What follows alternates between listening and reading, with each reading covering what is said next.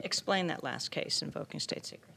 Well, I can't talk about the specifics of it other than to say that one of the things that could happen as a result of this litigation is that the plaintiffs may be able to question whether they can be prosecuted because of an illegal warrantless wiretapping program. So it goes to the very core of a question that I want resolved, which is my belief that the President, under Article 2 of the Constitution, lawlessly ignored the Foreign Intelligence Surveillance Act, which is the law, the only law, the exclusive law, allowing this kind of wiretapping, and they went ahead and did it on their own anyway. So this is an opportunity in litigation to get at that core constitutional question. State secrets privilege could prevent us from having that opportunity. Wiretapping, torture. Do you think that President Bush, that Vice President Cheney should also be prosecuted? I have not come to a conclusion on that.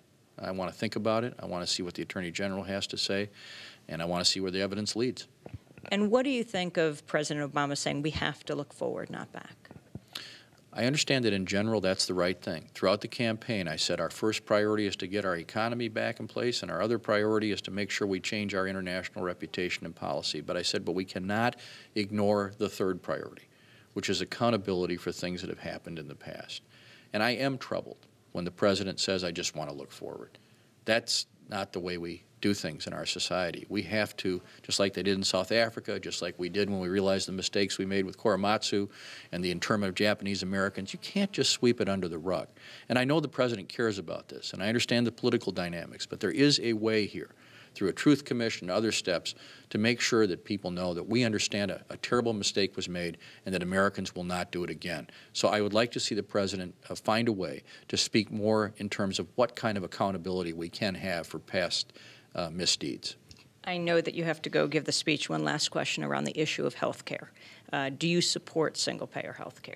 I do. I always have. I don't think there's any possibility that that will come out of this Congress. And so for people to simply say that's this way or nothing are looking at something that can't happen now. But I would love to see it. And I believe the goal here is to create whatever legislation we have in a way that could be developed into something like a single-payer system. Why can't it happen, since polls show most people are for it?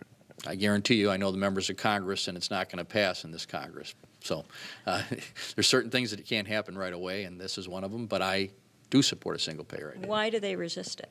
Well, I think they're afraid of the criticisms that it's a big government bureaucracy program. You know, Paul Wellstone, before he died, started talking about having a guaranteed health care for all Americans, but giving the states flexibility to do it their own way. That's not a single-payer system, but it achieves many of its same goals. I think that's another way to get at this, and Paul Wellstone was even talking about it. Senator Feingold, thanks so much for joining us.